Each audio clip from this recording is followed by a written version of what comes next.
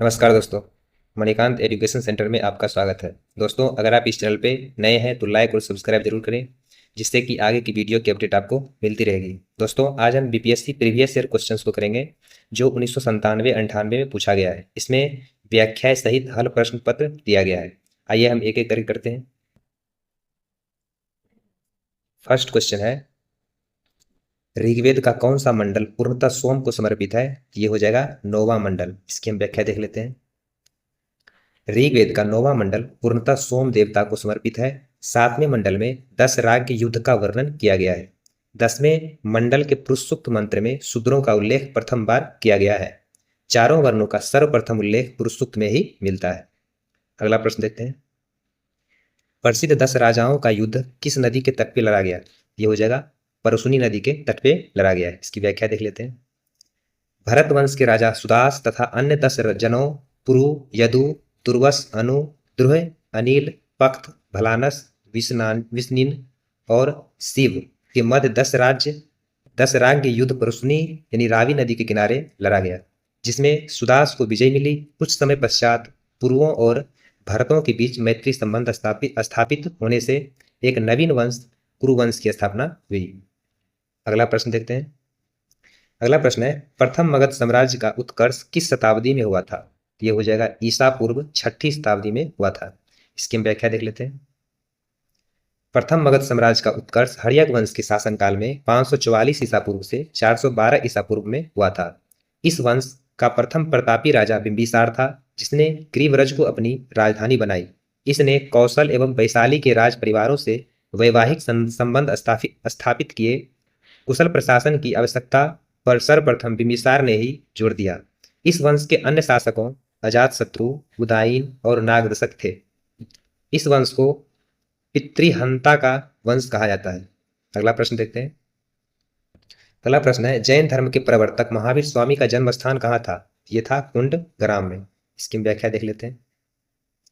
जैन धर्म के 24 तीर्थंकरों में प्रथम ऋषभदेव थे एवं अंतिम तीर्थंकर महावीर थे। महावीर का जन्म कुंडग्राम वैशाली मुजफ्फरपुर में एवं निर्वाण यानी मृत्यु पावापुरी में यानी राजगिरा में हुआ था।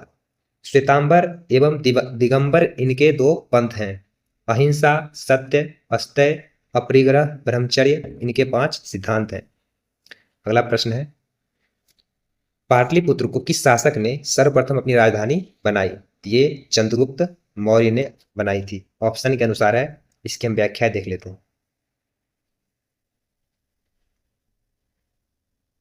पाटलिपुत्र की स्थापना उदायीन यानी हर्यक वंश के शासक उदायीन ने की थी, परंतु विकल्प में उदायीन नहीं है, इसलिए चंद्रगुप्त मौर्य अभिष्ट उत्तर होगा। चंद्रगुप्त मौर्य ने अपने गुरु विष्णुगुप्त या चाणक्य की सहायता से नंद वंश के अंतिम शासक घनानंद को हराकर मौर्य साम्राज्य की स्थापना की और पाटलिपुत्र को अपनी राजधानी बनाया। चंद्रगुप्त मौर्य का चंद्रगुप्त नाम से प्राचीनतम अभिलेखीय साक्ष्य रुद्रदामन के जूनागढ़ अभिलेख से मिलता है। अगला प्रश्न देखते हैं। निम्नलिखित में से कौन सा क्षेत्र अशोक के साम्राज्य में सम्मिलित नहीं था? तो ये हो जाएगा श्रीलंका, यानी श्रीलंका अशोक के साम्राज्य में सम्मिलित नहीं था। इसकी हम व्याख्या देख लेते हैं। अफगानिस्तान, बिहार एवं कलिंग अशोक के प्रत्यक्ष अधिकार के अंतर्गत थे। श्रीलंका में उसने केवल धर्म के प्रचार हेतु प्रचारकों को भेजा था। यह उसके साम्राज्य में शामिल नहीं था। अगला प्रश्न है, नालंदा विश्वविद्यालय किसके लिए विश्व प्रसिद्ध था? ये हो जाएगा बौद्ध धर्म दर्शन के लिए प्रसिद्ध था। इसकी व्याख्या देख लेते हैं। नालंदा विश्वविद्यालय बौद्ध धर्म दर्शन के अध्ययन के लिए विश्व प्रसिद्ध था। प्राचीन भारत के शिक्षा केंद्रों में नालंदा विश्वविद्यालय महत्वपूर्ण स्थान रखता है। इस विद्यालय के बारे में हमें अधिक जानकारी चीनी यात्रियों से मिलती है। यह विश्वविद्यालय दक्षिणी बिहार में राजगीर के समीप स्थित है। गुप्त वंशीय शासक कुमारगुप्त ने इस बौद्ध संघ को पहला दान दिया था। आगे देखते हैं। इस विश्वविद्यालय में विद्यार्थियों के रहने के लिए छात्रावासों की सुविधा थी।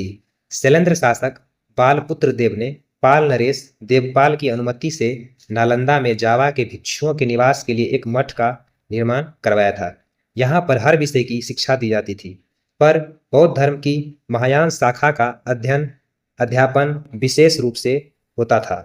ह्वेनसांग भी यहाँ की शिक्षक मंडली में एक सदस्य था। अगला प्रश्न देखते हैं। गुप्त युग में भूमि राजस्व की दर क्या थी? तो ये थी उपज का छठवां भाग यानी छठा भाग। इसकी व्याख्या देख लेते हैं। गुप्त युगीन स्मृतियों के अनुसार राजा अपनी प्रजा के प्रति की गई सेवाओं के बदले में उपज का छठा भाग पाने का अधिकारी होगा। इसे भाग कर या उद्रंग कहा जाता था, जो तत्कालीन राजस्व का मुख्य स्रोत था। इसके अतिरिक्त भोग, उद्रंग, ऊपरी कर आदि कर भी गुप्त काल में लिया जाता था। प्रजा को यह सुविधा थी कि वह कर को नकद, हिरण्य अथवा अनाज में दे सकता था। अगला प्रश्न है, तबाकत ए नासरी का लेखक कौन था? ये मिनहाज उस सिराज थे तबाकत ए नासरी के लेखक। इसकी व्याख्या देख लेते हैं। अल बरूनी ने तहकीक ए हिंद यानी किताबुल ए हिंद तथा जियाउद्दीन बरनी ने फतवा ए जहांदारी एवं तारीख ए फिरोजशाही की रचना की। मिनहाज उस सिराज ने तबाकत ए नासरी नामक पुस्तक की रचना की। अगला प्रश्न है, अलाई दरवाजा का निर्माण किस सुल्तान ने करवाया था? ये अलाउद्दीन खिलजी ने करवाया था। इसकी व्याख्या देख लेते हैं। अलाई दरवाजा का निर्माण कार्य अलाउद्दीन खिलजी द्वारा 1310 से 11 ईस्वी में प्रारंभ कराया गया। यह दिल्ली में स्थित है। इसका निर्माण ऊंचे चबूतरे पर किया गया है। दरवाजे में लाल पत्थर एवं संगमरमर का सुंदर संयोग दिखता है। साथ ही आकर्षक ढंग से कुरान की आयतों को लिखा गया है। इस मस्जिद में बनी एक गुंबद में पहली बार विशुद्ध वैज्ञानिक विधि का प्रयोग किया गया है। इस दरवाजे की साज सज्जा में, आगे देखते हैं, बौद्ध तत्वों के मिश्रण का आभास होता है। द्वारों के अंदर पुष्प मालानुमा झालर अत्यधिक आकर्षक है। सुल्तान फिरोज तुगलक ने दिल्ली में कोटला फिरोजशाह दुर्ग का निर्माण करवाया।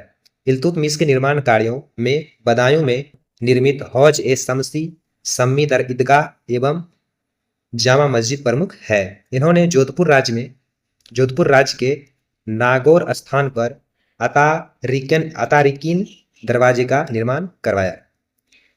अगला प्रश्न है, हुमायूं नामा की रचना किसने की थी?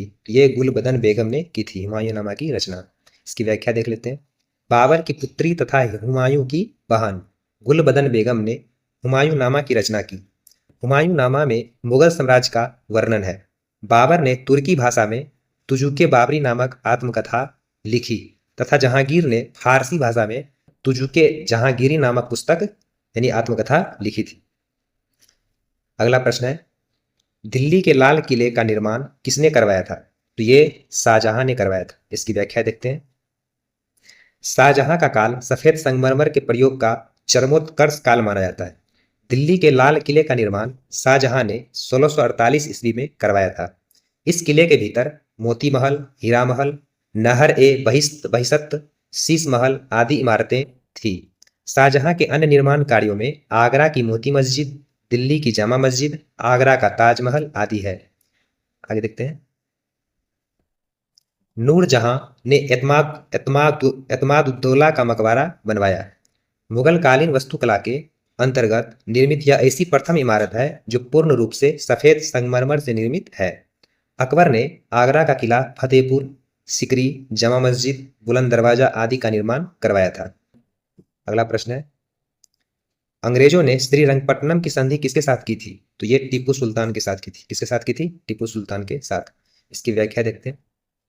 लॉर्ड कार्नवालिस ने तृतीय आंग्ल मैसूर युद्ध के दौरान 5 फरवरी 1792 ईस्वी को श्रीरंगपट्टनम के किले पर अधिकार कर लिया। विवश होकर टीपू सुल्तान को अंग्रेजों से मार्च 1792 ईस्वी में श्रीरंगपट्टनम की संधि करनी पड़ी।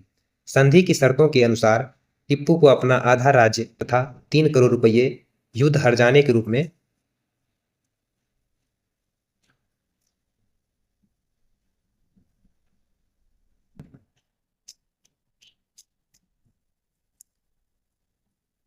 यानी युद्ध क्षतिपूर्ति के लिए देना था। साथ ही जब तक रुपयों का भुगतान न कर दे तब तक अपने 2 पुत्रों को कार्नवालिस के शिविर में बंधक के रूप में रखना था। इस संधि ने मैसूर को आर्थिक एवं सामरिक रूप से कमजोर कर दिया और टीपू के लिए अब अंग्रेजों से मैसूर को बचाए रखना असंभव हो गया। कार्नवालिस ने संधि के बाद कहा था, हमने शत्रु को प्रभावशाली ढंग से पंगु बना दिया। अगला प्रश्न है,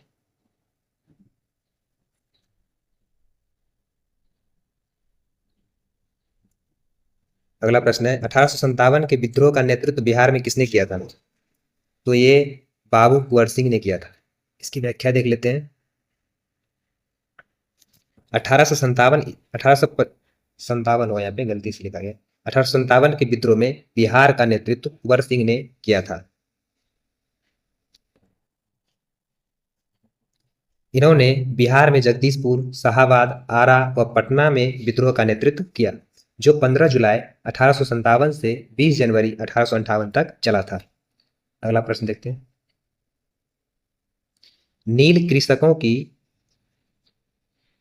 दुर्दशा पर लिखी गई पुस्तक नील दर्पण के लेखक कौन है? तो ये हो जाएंगे दीनबंधु मित्र है। इसकी व्याख्या देख लेते हैं। नील आंदोलन 1859-60 भारतीय किसानों द्वारा ब्रिटिश नील बगान मालिक के खिलाफ बंगाल में किया गया। इस आंदोलन की शुरुआत सितंबर 1859 ईस्वी में बंगाल के नादिया जिले के गोविंदपुर गांव में हुई। इस विद्रोह के फलस्वरूप 1860 ईस्वी में ब्रिटिश सरकार ने एक नील आयोग का गठन किया। 1859 ईस्वी के नील विद्रोह का वर्णन दीनबंधु मित्र की अपनी पुस्तक नील दर्पण में किया। इस आंदोलन की शुरुआत दिगंबर और विष्णु विश्वास ने की थी। अगला प्रश्न है, महात्मा गांधी ने सर्वप्रथम किस आंदोलन में भाग लिया था? ये हो जाएगा चंपारण आंदोलन। इसकी व्याख्या देखते हैं। 1915 ईस्वी में दक्षिण अफ्रीका से भारत वापस आने के पश्चात गांधी जी ने राजकुमार शुक्ल के आमंत्रण पर सबसे पहले 1917 में बिहार में चंपारण कृषक आंदोलन का नेतृत्व किया। चंपारण कृषक आंदोलन नीलहे किसानों की समस्याओं से संबंधित था।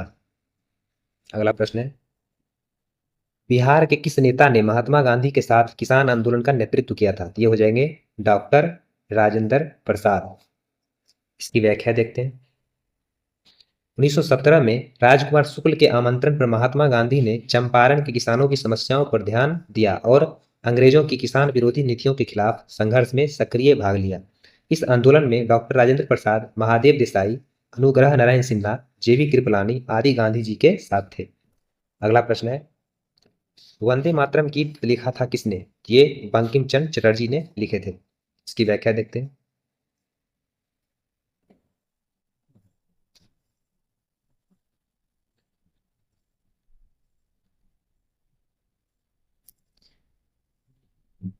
वंदे मातरम गीत बंकिम चंद्र चटर्जी ने लिखा था। इसे इनकी प्रसिद्ध कृति आनंद मठ से लिया गया है। स्वदेशी आंदोलन में वंदे मातरम का नारे के रूप में प्रयोग करमपंथी नेताओं द्वारा किया गया। 1896 ईस्वी के भारतीय राष्ट्रीय कांग्रेस के अधिवेशन में सर्वप्रथम गाए गए इस गीत को 24 जनवरी 1950 को राष्ट्रगीत के रूप में स्वीकार किया गया। अगला प्रश्न है, चंपारण आंदोलन से कौन संबंधित नहीं था? ये जयप्रकाश नारायण संबंधित नहीं थे। राजेंद्र प्रसाद, अनुग्रह नारायण सिन्हा और जेवी कृपलानी इससे संबंधित थे। इसकी व्याख्या देखते हैं।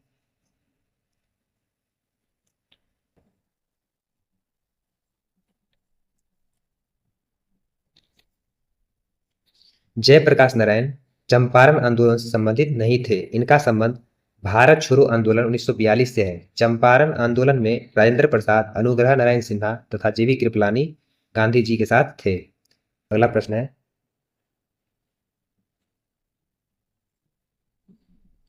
स्वामी सहजानंद का संबंध था? तो ये बिहार के किसान आंदोलन के साथ इनका संबंध था।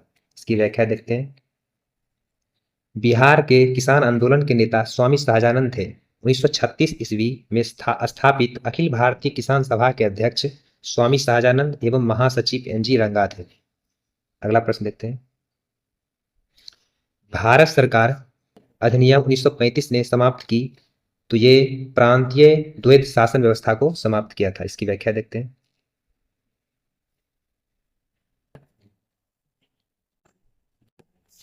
उन्नीस सौ 1935 के भारत सरकार अधिनियम द्वारा प्रांतीय द्वैध शासन व्यवस्था समाप्त कर केंद्र में द्वैध शासन व्यवस्था लागू किया गया। इस अधिनियम द्वारा प्रांतों में स्वायत्त शासन की स्थापना तथा भारतीय संघीय संरचना का भी प्रावधान था। अगला प्रश्न देखते हैं। भारतीय राष्ट्रीय कांग्रेस की स्थापना की थी, तो एओ ह्यूम ने की थी। इसकी व्याख्या देखते हैं। भारतीय राष्ट्रीय कांग्रेस की स्थापना 1885 ईस्वी का श्रेय अवकाश प्राप्त अंग्रेज सिविल सेवक एओ ह्यूम को जाता है। भारतीय राष्ट्रीय कांग्रेस की स्थापना का विचार लॉर्ड डफरिन के मस्तिष्क की उपज था। 1885 ईस्वी में इंडियन नेशनल कांग्रेस का प्रथम अधिवेशन श्री व्योमस चंद्र बनर्जी की अध्यक्षता में बॉम्बे में हुआ। होम रूल लीग आंदोलन की प्रणेता एनी बेसेंट 1917 ईस्वी में कांग्रेस की प्रथम महिला अध्यक्ष बनी। आगे देखते हैं। दिसंबर 1883 में सुरेंद्र नाथ बनर्जी ने भारतीय राष्ट्रीय कॉन्फ्रेंस का गठन किया। अगला प्रश्न देखते हैं। बंगाल विभाजन से जुड़े भारत के वायसराय का नाम बताएं। तो ये हो जाएगा लॉर्ड कार्जन। इसकी व्याख्या देखते हैं। लॉर्ड कार्जन के कार्यों की चरम सीमा बंगाल का 2 भागों में विभाजन था। उस समय बंगाल प्रांत में बंगाल, बिहार और उड़ीसा सम्मिलित थे। लॉर्ड कार्जन ने 16 अक्टूबर 1905 ईस्वी को बंगाल का विभाजन कर दिया। कार्जन ने इस विभाजन को केवल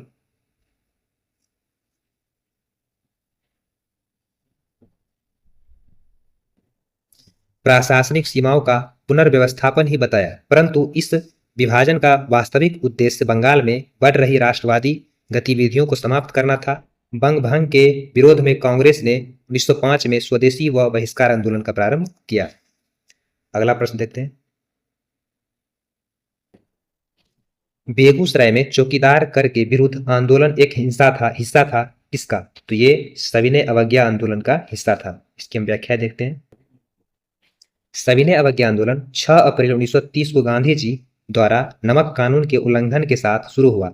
तो बिहार के लोगों ने अपना विरोध व्यक्त करने के लिए चौकीदारों को कर देना बंद कर दिया। सारण, चंपारण, शाहाबाद, पूर्णिया, मुंगेर, पटना तथा अन्य जिलों के लोगों ने चौकीदारी कर देना बंद कर दिया। यहाँ की जनता ने चौकीदार कर के विरुद्ध अपना आक्रोश व्यक्त किया और आंदोलन में अपनी भागीदारी दर्ज कराई। अगला प्रश्न है। हम बहुत बड़ी भूल करेंगे यदि हम बिहार की जनता और उनके मंत्रिमंडल को लीग के नेताओं के हिंसक व असभ्य आक्रमणों के आगे सुरक्षित छोड़ देंगे। वर्ष 1946 में यह बात किसने कही? तो ये सरदार पटेल ने कही थी। इसकी व्याख्या देखते हैं। 1946 में ब्रिटिश सरकार द्वारा भेजे गए कैबिनेट मिशन के प्रस्ताव में मुस्लिम लीग की पृथक पाकिस्तान के निर्माण की बात को स्वीकार नहीं किया गया था। फलस्वरूप मुस्लिम लीग ने कैबिनेट प्रस्तावों को अस्वीकार करके अपनी मांग पर जोर देने के लिए 16 अगस्त 1946 को प्रत्यक्ष कार्यवाही दिवस मनाया, जिससे देश भर में हिंदू मुसलमान दंगे फैल गए। इसी संदर्भ में सरदार वल्लभ भाई पटेल ने राजेंद्र प्रसाद को लिखे एक पत्र में यह कहा था कि हम बहुत बड़ी भूल करेंगे यदि हम बिहार की जनता और उनके मंत्रिमंडल को लीग के नेताओं के हिंसक व असभ्य आक्रमणों के आगे असुरक्षित या आरक्षित छोड़ देंगे। अगला प्रश्न है। कांग्रेस सोशलिस्ट पार्टी की पहली बैठक पटना में हुई। वर्ष कब? 1934 में हुई थी। इसकी व्याख्या देख लेते हैं। कांग्रेस सोशलिस्ट पार्टी की स्थापना 1934 ईस्वी में जयप्रकाश नारायण, अशोक मेहता, आचार्य नरेंद्र देव एवं मीनू मसानी ने मिलकर की थी। इसकी प्रथम बैठक 1934 में ही पटना में हुई। अगला प्रश्न देखते हैं।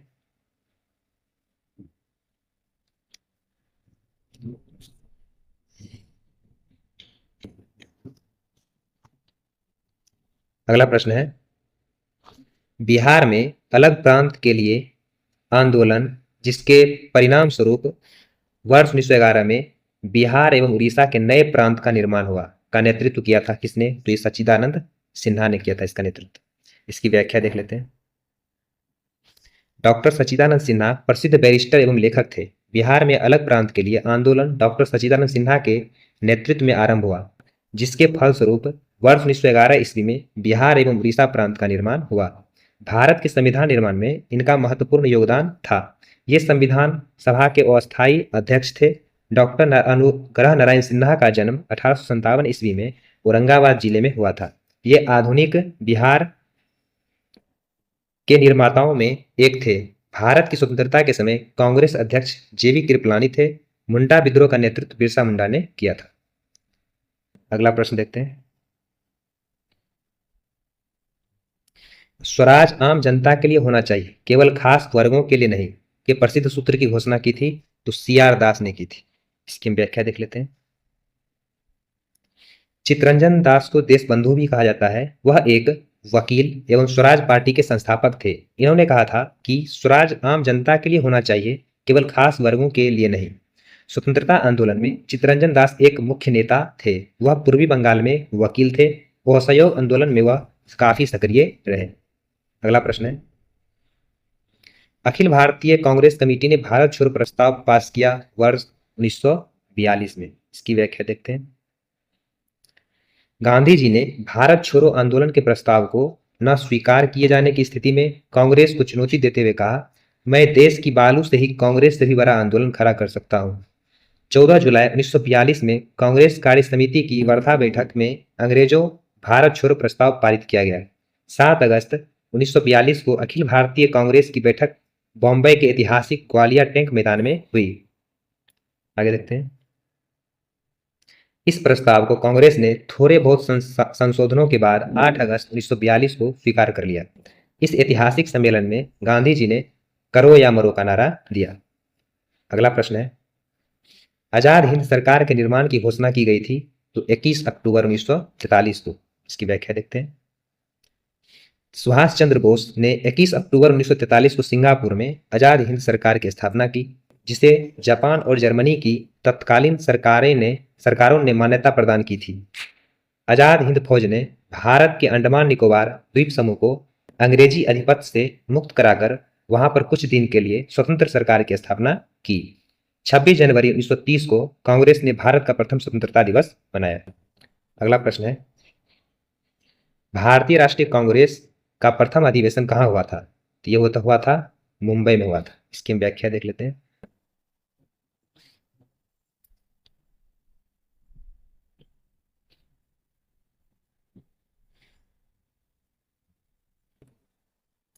भारतीय राष्ट्रीय कांग्रेस का प्रथम अधिवेशन 1885 ईस्वी में मुंबई गोकुलदास तेजपाल संस्कृत कॉलेज के भवन में व्योमोस चंद्र बनर्जी की अध्यक्षता में हुआ। इसके प्रथम महासचिव एओ ह्यूम थे। इस प्रथम अधिवेशन में कुल 72 प्रतिनिधियों ने भाग लिया था। एओ ह्यूम स्कॉटलैंड के निवासी थे। इन्होंने भारतीय राष्ट्रीय कांग्रेस के पिता के नाम से जाना जाता है। इन्होंने लोकमित्र नाम के समाचार पत्र के प्रकाशन में सहयोग दिया। कांग्रेस का दूसरा अधिवेशन 1886 ईस्वी में दादा भाई नौरोजी की अध्यक्षता में कलकत्ता में हुआ था। अगला प्रश्न देखते हैं। 1905 में बंगाल विभाजन किस वायसराय ने किया था? ये लॉर्ड कार्जन ने किया था। इसकी व्याख्या देख लेते हैं।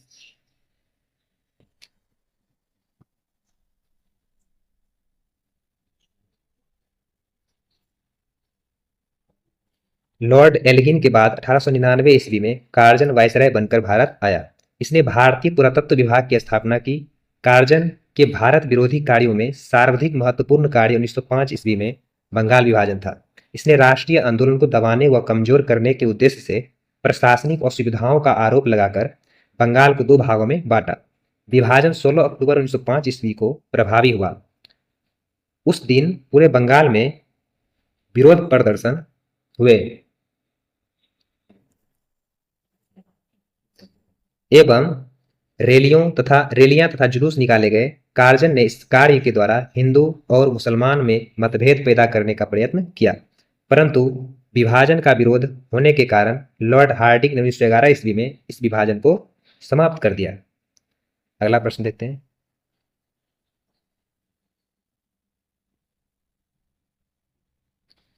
पूर्ण स्वराज का प्रस्ताव कांग्रेस में पारित किया गया तो ये 1929 में पारित किया गया। इसकी व्याख्या देख लेते हैं। जवाहरलाल नेहरू की अध्यक्षता में 31 दिसंबर 1929 ईस्वी का लाहौर कांग्रेस अधिवेशन में पूर्ण स्वराज प्रस्ताव पारित हुआ। 1919 ईस्वी में खिलाफत आंदोलन, 1940 ईस्वी में व्यक्तिगत सत्याग्रह तथा 1942 में भारत छोड़ो आंदोलन का प्रारंभ हुआ। अगला प्रश्न है, हिंदुस्तान सोशलिस्ट रिपब्लिकन आर्मी के संस्थापक नेताओं में से एक थे तो ये भगत सिंह थे। इसकी व्याख्या देखते हैं।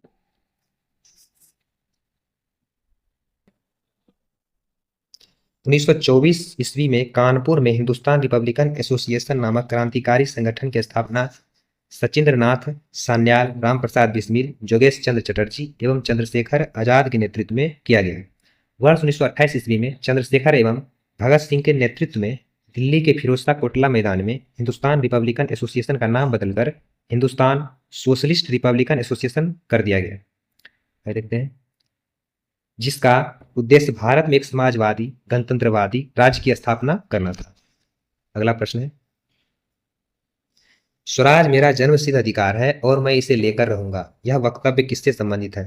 तो ये बाल गंगाधर तिलक से संबंधित है। इसकी व्याख्या देखते हैं, स्वराज मेरा जन्मसिद्ध अधिकार है और मैं इसे लेकर रहूंगा, यह वक्तव्य लोकमान्य बाल गंगाधर तिलक ने 1916 ईस्वी के लखनऊ अधिवेशन में, जिसके अध्यक्ष अंबिका चरण मजूमदार थे, में दिया गया था। इसी कांग्रेस अधिवेशन में सर्वप्रथम कांग्रेस कार्यकारिणी के गठन का प्रस्ताव भी तिलक ने रखा था। महात्मा गांधी ने भारत छोड़ो आंदोलन 1942 के दौरान करो या मरो अंग्रेज भारत छोड़ो का नारा दिया था। आगे देखते हैं, सुभाष चंद्र बोस ने जय हिंद, दिल्ली चलो, तुम मुझे खून दो मैं तुम्हें आजादी दूंगा आदि प्रसिद्ध नारे दिए गए थे। अगला प्रश्न है, मुस्लिम लीग द्वारा पाकिस्तान की स्थापना की मांग करने वाला प्रस्ताव पारित किया गया था वर्ष 1940 में। इसकी व्याख्या देखते हैं,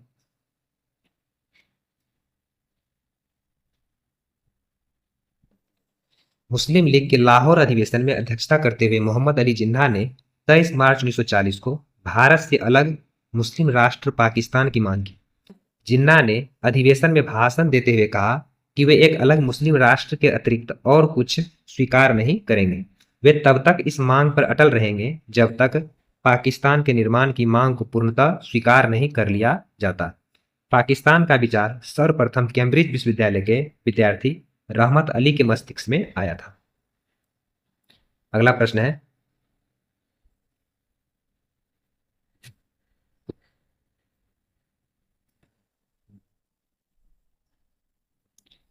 अगस्त 1932 के रैमजे मैकडोनाल्ड के सांप्रदायिक पंचायत के द्वारा पहली बार एक पृथक निर्वाचक समूह बनाया गया। तो ये अछूतों के लिए बनाया गया था। इसकी व्याख्या देखते हैं, 1932 ईस्वी में रैमजे मैकडोनाल्ड के कम्युनल अवार्ड के द्वारा हरिजनों व अछूतों के लिए अलग से निर्वाचन की व्यवस्था की गई, जिसको समाप्त करने के लिए गांधी जी ने आमरण अनशन किया। तत्पश्चात गांधी जी तथा अंबेडकर के बीच एक समझौता हुआ, जिस पर ब्रिटिश सरकार ने अपनी स्वीकृति दी थी। अगला प्रश्न है, भारत की सर्वोच्च पर्वत चोटी कौन सी है? तो ये गॉडविन ऑस्टिन है, जिसको हम केटू भी बोलते हैं। इसकी व्याख्या देखते हैं, हिमालय का सर्वोच्च पर्वत शिखर माउंट एवरेस्ट यानी नेपाल में। भारत का सबसे ऊंचा पर्वत शिखर गॉडविन ऑस्टिन, जो कि केटू भी उसको बोलते हैं, जिसकी ऊंचाई यानी लंबाई 8,611 मीटर है। कंचनजंगा, जिसकी लंबाई 8,598 मीटर है, दूसरा तथा नंगा पर्वत 8,126 मीटर को तीसरा स्थान प्राप्त है। अगला प्रश्न है, गारो जनजाति संबंधित है मेघालय के, कहाँ के हैं? ये मेघालय के हैं। इसकी व्याख्या देखते हैं, गारो जनजाति मेघालय राज्य की गारो एवं जयंतिया नामक पहाड़ियों पर भी पाई जाती है। दिल्ली है क्या? ये एक केंद्र शासित प्रदेश है। इसकी व्याख्या देखते हैं, दिल्ली भारत के 8 केंद्र शासित प्रदेश यानी नवीनतम जम्मू कश्मीर व लद्दाख में से एक है। 69वें संविधान संशोधन अधिनियम 1991 द्वारा संघ राज्य क्षेत्र दिल्ली को राष्ट्रीय राजधानी के क्षेत्र का दर्जा देकर इसके लिए विधानसभा और मंत्री परिषद का उपबंध किया गया है। 70वें संविधान संशोधन द्वारा दिल्ली तथा पौंडीचेरी विधानसभाओं के निर्वाचित सदस्यों को राष्ट्रपति के निर्वाचक मंडल में सम्मिलित किया गया। अगला प्रश्न है,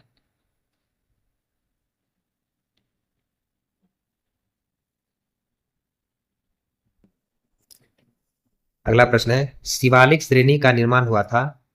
तो ये सोनोजोइक काल में हुआ था शिवालिक श्रेणी का निर्माण। इसकी व्याख्या देखते हैं, हिमालय की सभी श्रेणियों का उत्थान टर्शियरी काल के विभिन्न युगों में हुआ। केनोजोइक के अंतर्गत क्वाटरनी व टर्शियरी काल को सम्मिलित किया जाता है। शिवालिक का निर्माण प्लायोसीन युग में हुआ था, जो टर्शियरी काल से संबंध है। यह हिमालय की नवीनतम श्रेणी है। यह हिमालय के दक्षिण में स्थित है। अगला प्रश्न है,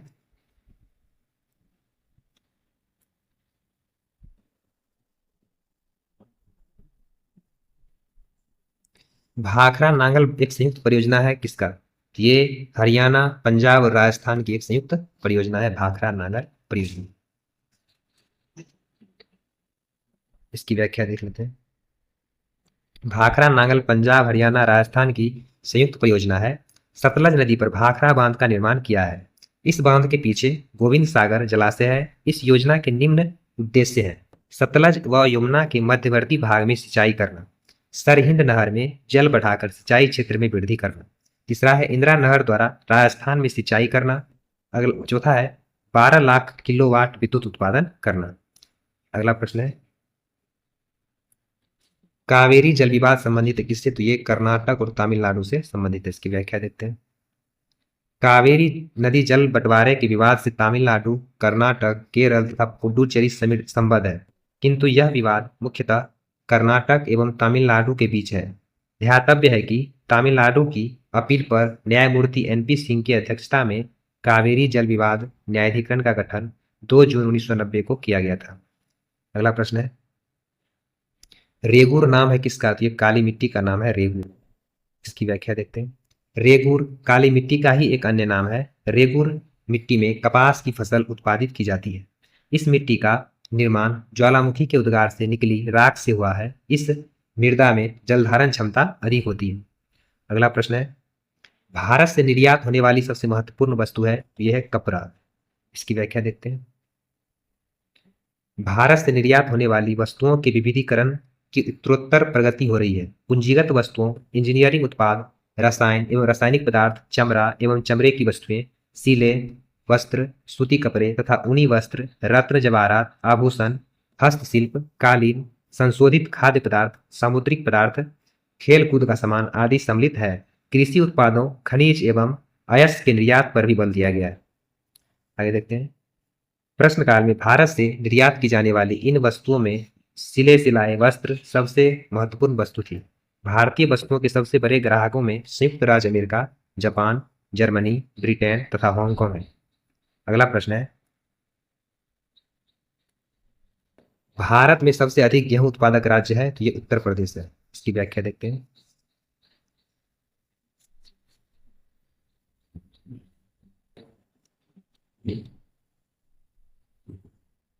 भारत में उत्तर प्रदेश का गेहूं उत्पादन में प्रथम स्थान है। गेहूं उपोष्ण कटिबंधीय फसल है। भारत में यह शीतकालीन फसल है। विश्व के गेहूं उत्पादक में भारत का दूसरा स्थान है। भारत में उत्तर प्रदेश, पंजाब, हरियाणा, राजस्थान, मध्य प्रदेश, गुजरात और बिहार प्रमुख गेहूं उत्पादक राज्य है। अगला प्रश्न है सूर्य के प्रकाश को धरती की सतह पर पहुंचने में लगने वाला समय है लगभग, तो यह है 8.5 मिनट। इसकी व्याख्या देखते हैं। सूर्य के प्रकाश को पृथ्वी की सतह पर पहुंचने में 8 मिनट 19 सेकेंड लगता है, यानी 499 सेकेंड लगता है, जबकि चंद्रमा के प्रकाश को पृथ्वी तक आने में 1.2 सेकेंड लगता है। सूर्य की गुरुत्वाकर्षण शक्ति के कारण ग्रह एवं अन्य आकाशीय पिंड इसकी परिक्रमा करते हैं। सूर्य निरंतर दृश्य प्रकाश, अदृश्य अवरक्त किरण, प्रावैग्निक किरण, एक्स किरण, गामा किरण, रेडियो तरंग एवं प्लाज्मा के रूप में ऊर्जा का उत्सर्जन करता है। अगला प्रश्न है ग्रह जिसका कोई उपग्रह नहीं है वह है बुध। ग्रह के पास कोई उपग्रह नहीं है। इसकी व्याख्या देख लेते हैं। बुध और शुक्र ग्रह के कोई उपग्रह नहीं है। बुध सूर्य के सर्वाधिक निकट का ग्रह है। इस ग्रह पर क्रेटर की प्रधानता है। इसकी सतह चंद्रमा की सतह से काफी मिलती जुलती है। वायुमंडल के अभाव के कारण इस ग्रह पर दैनिक तापांतर काफी अधिक होता है। अगला प्रश्न है निम्नलिखित में से किस खनिज द्वारा लोहा प्राप्त किया जाता है? ये हो जाएगा हेमेटाइट। इसकी व्याख्या देख लेते हैं। प्रकृति में लोहा बहुत अधिक मात्रा में प्राप्त होता है, पर यह मुक्त अवस्था में नहीं मिलता है। मुक्त अवस्था में इसकी मात्रा उल्का में होती है। मुख्यतः यह हेमेटाइट, मैग्नेटाइट एवं सिडेराइट खनिज द्वारा प्राप्त किया जाता है। अगला प्रश्न है भूपर्टी में सर्वाधिक मात्रा में पाया जाने वाला तत्व है, ये हो जाएगा ऑक्सीजन। इसकी व्याख्या देखते हैं। पृथ्वी की उत्पत्ति आज से लगभग 5 अरब वर्ष पहले हुई। इसकी संरचना में प्रारंभ से ही गैस और जलवाष्प की मात्रा विद्यमान रही है। भूपृष्ठ का निर्माण मुख्यतः 8 तत्वों से हुआ: ऑक्सीजन, सिलिकॉन, एल्युमिनियम, लोहा, कैल्शियम, सोडियम, पोटेशियम और मैग्नीशियम है। भूपृष्ठ के निर्माण में 3/4 तत्व ऑक्सीजन और सिलिकॉन ही है। भूपर्टी में लगभग 46% ऑक्सीजन है। अगला प्रश्न है स्टेच्यू ऑफ लिबर्टी बना हुआ है कहाँ पे? तो ये संयुक्त राज्य अमेरिका में बना हुआ है। इसकी हम व्याख्या देख लेते हैं। स्टेच्यू ऑफ लिबर्टी संयुक्त राज्य अमेरिका में स्थित है, जिसे संयुक्त राज्य अमेरिका फ्रांसीसी दोस्ताना संबंधों का प्रतीक माना जाता है। इसे स्वतंत्रता एवं लोकतंत्र के सार्वभौमिक प्रतीक के रूप में मान्यता प्राप्त है। अगला प्रश्न है,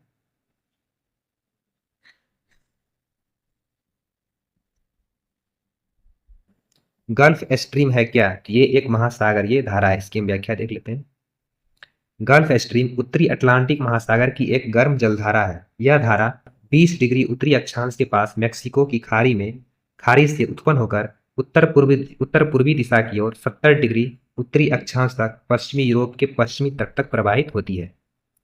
अगला प्रश्न है, जोहान्सबर्ग विख्यात है किसके लिए? तो ये स्वर्ण खनन के लिए विख्यात है।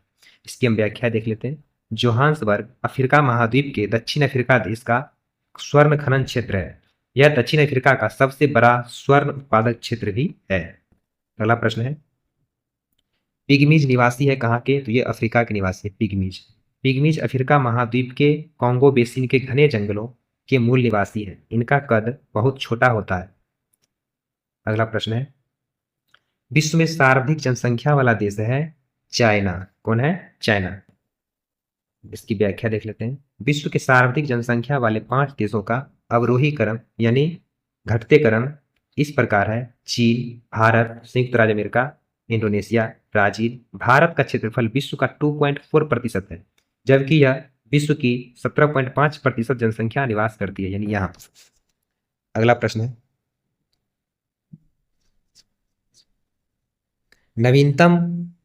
नवीनतम जनगणना के अनुसार भारत में जनसंख्या की औसत वार्षिक वृद्धि दर कितना है? तो ये कमी का रुख दिखाती थी। इसकी हम व्याख्या देख लेते हैं। भारत की जनगणना 2011 के अनुसार जनसंख्या की औसत दशकीय वृद्धि दर 17.7% रही है, जबकि 1991 से 2001 औसत दशकीय वृद्धि दर 21.5% थी। इससे स्पष्ट है कि भारत में जनसंख्या की औसत वार्षिक वृद्धि दर में कमी आ रही है। अगला प्रश्न है, भारतीय संविधान में है तो ये 400 से अधिक आर्टिकल्स हैं। इसकी व्याख्या देखते हैं। भारतीय संविधान में हुए विभिन्न संविधान संशोधनों के कारण 444 से अधिक अनुच्छेद यानी वास्तविक रूप से 395 व 12 अनुसूचियां हैं। अगला प्रश्न देखते हैं, भारतीय संविधान की प्रस्तावना में भारत को किस रूप में घोषित किया गया है? तो ये एक सार्वभौमिक, समाजवादी, धर्मनिरपेक्ष, प्रजातांत्रिक गणतंत्र घोषित किया गया है। अगला प्रश्न है, इसकी व्याख्या देख लीजिए। भारतीय संविधान की प्रस्तावना में भारत को एक सार्वभौमिक रूप से समाजवादी, धर्मनिरपेक्ष, प्रजातांत्रिक गणतंत्र घोषित किया गया है। अगला प्रश्न है, निम्नलिखित में से कौन सा मूलभूत अधिकार नहीं है? तो ये हो जाएगा संपत्ति का अधिकार मूलभूत अधिकार नहीं है। इसकी व्याख्या देते हैं। संविधान के भाग 3 के उपबंध जिनमें मूल अधिकार लेखबद्ध किए गए हैं, इनमें से संपत्ति के अधिकार को 44वें संविधान संशोधन अधिनियम 1978 ईस्वी द्वारा हटाकर एक विधिक अधिकार बना दिया गया, अनुच्छेद 300 क के अंतर्गत। अगला प्रश्न है, प्रायः किसकी सलाह पर राज्य में राष्ट्रपति शासन लागू किया जाता है? ये हो जाएगा गवर्नर यानी राज्यपाल की सलाह पर राज्य में राष्ट्रपति शासन लागू किया जाता है। राज्य में राष्ट्रपति शासन गवर्नर यानी राज्यपाल की सलाह पर लागू किया जाता है। भारतीय संविधान के अनुच्छेद 356 के अनुसार जब राज्यपाल को यह समाधान हो जाता है कि ऐसी परिस्थितियां उत्पन्न हो गई कि राज्य का शासन संविधान के उपबंधों के अनुसार नहीं चलाया जा सकता, तो वह राष्ट्रपति को प्रतिवेदन भेजकर यह कह सकता है कि राष्ट्रपति राज्य के शासन के सभी अथवा कोई कृत्य विशेष स्वयं ग्रहण कर ले। अगला प्रश्न है, लोकसभा को कार्यकाल पूरा होने के पहले भंग किया जा सकता है, तो ये प्रधानमंत्री की सिफारिश पर राष्ट्रपति के द्वारा। इसकी व्याख्या देते हैं। लोकसभा की अवधि 5 वर्ष है, किंतु राष्ट्रपति इसे प्रधानमंत्री की सिफारिश पर इसके पूर्व भी विघटित कर सकता है। अनुच्छेद 85 के 2 ख के तहत संविधान के द्वारा आपातकाल के दौरान इसकी अवधि का विस्तार एक बार में 1 वर्ष से अधिक नहीं किया जा सकता है, और किसी भी दशा में आपात घोषणा के समाप्त होने पर यह अवधि 6 मास से अधिक नहीं हो सकती।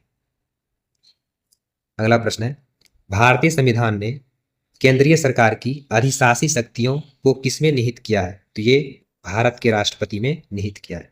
इसकी हम व्याख्या देख लेते हैं। अनुच्छेद 53(1) के अनुसार राष्ट्रपति कार्यपालिका का प्रधान होता है। परंतु वह इस अधिकार का प्रयोग प्रधानमंत्री व केंद्रीय मंत्रिमंडल के निर्देशानुसार ही करता है। अगला प्रश्न है, लोकसभा का पहला आम चुनाव कब हुआ था? तो ये हुआ था 1952 में हुआ था। इसकी व्याख्या देखते हैं।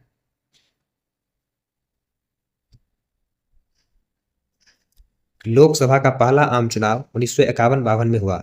इनमें कुल 489 सीटों के लिए निर्वाचन हुआ। लोकसभा में सबसे बड़ा दल कांग्रेस दल 364 सीट पर विजयी रही। पंडित जवाहरलाल नेहरू भारत के प्रथम प्रधानमंत्री बने। लोकसभा के पहले अध्यक्ष गणेश वासुदेव मावलंकर यानी 15 मई 1952 से 27 फरवरी 1956 सर्वसम्मति से बनाए गए। पहली लोकसभा में उपाध्यक्ष अनंत सेनम अयंगर थे। अगला प्रश्न है, आमतौर पर भारत के प्रधानमंत्री होते हैं लोकसभा के सदस्य। इसकी व्याख्या देखते हैं। संविधान के अनुच्छेद 74 के एक में यह अभिव्यक्त रूप से कहा गया है कि मंत्रिपरिषद का प्रधानमंत्री होगा। मंत्रिपरिषद का प्रधान जो होगा वो प्रधानमंत्री होगा। सामान्यतः भारत के प्रधानमंत्री लोकसभा के सदस्य होते हैं, परंतु यह अनिवार्य शर्त नहीं होती है।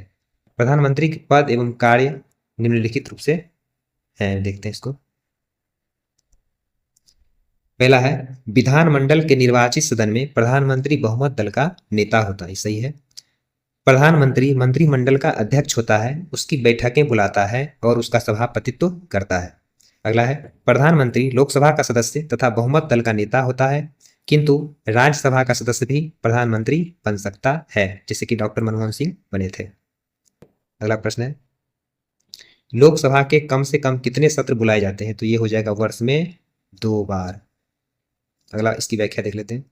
लोकसभा संसद का निचला सदन है। राष्ट्रपति लोकसभा का अधिवेशन एक वर्ष में कम से कम 2 बार आहूत करेगा, अनुच्छेद 85 के 1 के तहत। राष्ट्रपति मंत्रिपरिषद की सहायता और मंत्राना पर ही संसद के सत्र को आहूत करेगा। पिछले सत्र और आहूत किए जाने वाले सत्र के बीच की अवधि 6 मास से अधिक नहीं होनी चाहिए। अगला प्रश्न है, राज्यसभा के सदस्य चुने जाते हैं तो ये 6 वर्ष के लिए चुने जाते हैं। इसकी व्याख्या देखते हैं। राज्यसभा के सदस्य 6 वर्ष के लिए चुने जाते हैं। राज्यसभा का विघटन नहीं होता है। यह एक अस्थायी सदन है, किंतु राज्यसभा के 1/3 सदस्य हर दूसरे वर्ष सेवानिवृत्त हो जाते हैं। अर्थात हर दूसरे वर्ष के प्रारंभ पर राज्यसभा के 1/3 सदस्यों के लिए निर्वाचन होता है। सभापति को त्यागपत्र देकर कोई सदस्य अपनी सदस्यता छोड़ सकता है। अगला प्रश्न है, कौन सा राज्य सबसे अधिक प्रतिनिधि लोकसभा में भेजता है? तो ये हो जाएगा उत्तर प्रदेश। इसकी व्याख्या देते हैं। लोकसभा में सर्वाधिक प्रतिनिधि उत्तर प्रदेश यानी 80 भेजता है, जबकि दूसरे स्थान पर महाराष्ट्र है जो 48 सदस्य भेजता है। बिहार से 40, पश्चिम बंगाल से 42 और मध्य प्रदेश से 29 सदस्य चुने जाते हैं। अगला प्रश्न है,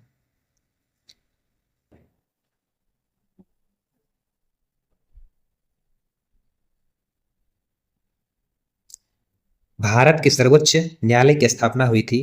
तो ये भारतीय संविधान के द्वारा। इसकी व्याख्या देखते हैं। भारतीय संविधान के अनुच्छेद 124 से 147 में उच्चतम न्यायालय की संरचना और अधिकार वर्णित है। सर्वोच्च न्यायालय की स्थापना 28 जनवरी 1950 को हुई। संसद को उच्चतम न्यायालय की स्थापना, गठन, अधिकारिता और शक्तियों का विनियमन करने के लिए विधि बनाने की शक्ति है। ऐसे विधान के अधीन रहते हुए उच्चतम न्यायालय एक मुख्य न्यायमूर्ति और 33 से अनधिक अन्य न्यायाधीशों से मिलकर बनेगा। अगला प्रश्न है, सफलतापूर्वक कार्य करने हेतु पंचायती राज को पूरे सहयोग की जरूरत पड़ती है तो स्थानीय जनता की। इसकी व्याख्या देख लेते हैं। भारत में पंचायत व्यवस्था अत्यंत प्राचीन है। प्राचीन पंचायत व्यवस्था का स्वरूप गांव में कुछ व्यक्तियों को पंच बनाकर सामाजिक समस्याओं का निदान करने तक सीमित था। पंचायती राज्य को सफलतापूर्वक कार्य करने के लिए स्थानीय जनता के सहयोग की जरूरत होती है, पर प्रायः देखा गया है कि स्थानीय जनता की उदासीनता इस व्यवस्था को सुचारू रूप से चलाने में सबसे बड़ी बाधा है। उचित यह ही होगा कि इन संस्थाओं को अधिक से अधिक प्रभावी बनाया जाए तथा भ्रष्टाचार को रोकने के लिए समुचित उपाय किए जाएं। अगला प्रश्न है, भारत में अधिकांश व्यक्ति बेकार हैं तो ये कृषि में। इसकी व्याख्या देते हैं। कृषि क्षेत्र में छिपी या प्रच्छन्न बेरोजगारी पाई जाती है। ऐसा इसलिए होता है कि कृषि में जितने व्यक्ति लगे हैं उनमें से कुछ लोगों को अलग कर दिया जाए तो सीमांत उत्पादकता में कोई कमी नहीं होगी। अगला प्रश्न है, 8वीं योजना के अंतर्गत जीडीपी को निम्न स्तर तक बढ़ाने का लक्ष्य निर्धारित किया गया था। तो ये 5.6% तक निर्धारित करने का लक्ष्य किया गया था। 8वीं पंचवर्षीय योजना 1 अप्रैल 1992 से प्रारंभ हो गई थी तथा 31 मार्च 1997 को समाप्त हो गई। इस योजना में वार्षिक विकास दर जीडीपी का लक्ष्य 5.6% निर्धारित किया गया था। इस योजना का मूलभूत उद्देश्य विभिन्न पहलुओं में मानव विकास करना था। इस योजना में औसत वार्षिक समृद्धि दर 6.7% से अधिक रही। अगला प्रश्न है, 1991 की आर्थिक नीति का लक्ष्य था। तो इनमें से सभी, उदारीकरण, निजीकरण, भूमंडलीकरण। इसकी व्याख्या देख लेते हैं। 1991 की नई आर्थिक नीति का लक्ष्य उदारीकरण, निजीकरण, भूमंडलीकरण था, जिसे मनमोहन मॉडल के नाम से भी जाना जाता है। अगला प्रश्न है, भारत में भूमि सुधार के क्षेत्र में शामिल नहीं है। तो यह है किसानों को मकान ऋण, ये शामिल नहीं है। बिचौलियों की समाप्ति ये है। सहकारी कृषि ये भी है। भू जोतों का एकत्रीकरण ये भी सही है। अगला प्रश्न है, इसकी व्याख्या देख लेते।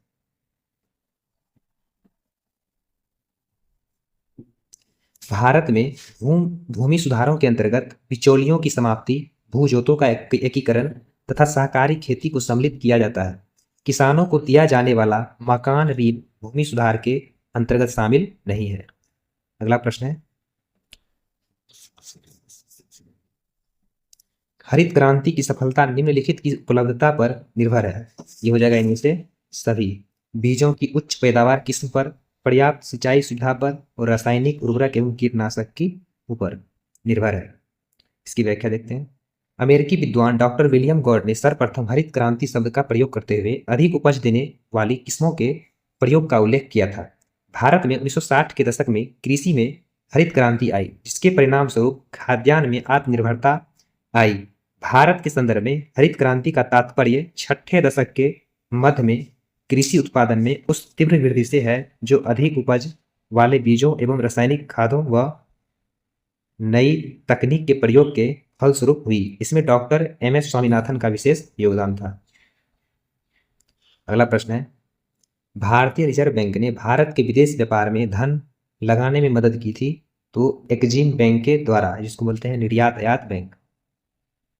इसकी व्याख्या देखते हैं। भारतीय निर्यात आयात बैंक के द्वारा भारतीय रिजर्व बैंक ने भारत के विदेश व्यापार में धन लगाने में मदद की है। भारतीय निर्यात आयात बैंक यानी एक्जिम बैंक की स्थापना 1 जनवरी 1982 को की गई थी। इसका उद्देश्य निर्यातकों एवं आयातकों को वित्तीय सहायता प्रदान करना है। इसके अतिरिक्त इसे उन सभी वित्तीय संस्थाओं के काम का समन्वय करने का कार्य भी सौंपा गया है जो वस्तुओं एवं सेवाओं के निर्यात एवं आयात के लिए वित्त जुटाते हैं। यह न केवल भारत अपितु तृतीय विश्व के देशों के लिए भी वस्तुओं तथा सेवाओं के निर्यात एवं आयात के लिए वित्त का प्रबंध करता है। इसके विदेशों में कार्यालय London, Yangon, Dubai, Addis Ababa, Johannesburg, Washington, Singapore, Abidjan, Ivory Coast तथा बुडापेस्ट हंगरी में स्थापित किए गए हैं। इसका मुख्यालय मुंबई में स्थित है। अगला प्रश्न है, भूमि विकास बैंक निम्नलिखित का एक अंश है। तो ये सहकारी उधार ढांचा का एक अंश है। इसकी व्याख्या देख लेते हैं। किसानों की दीर्घकालीन वित्तीय आवश्यकताओं की पूर्ति के लिए भूमि विकास बैंक की स्थापना की गई है। ये बैंक किसानों को भूमि खरीदने, भूमि पर स्थायी सुधार करने अथवा पुराने ऋणों का भुगतान करने आदि के लिए दीर्घकालीन ऋणों की व्यवस्था करते हैं।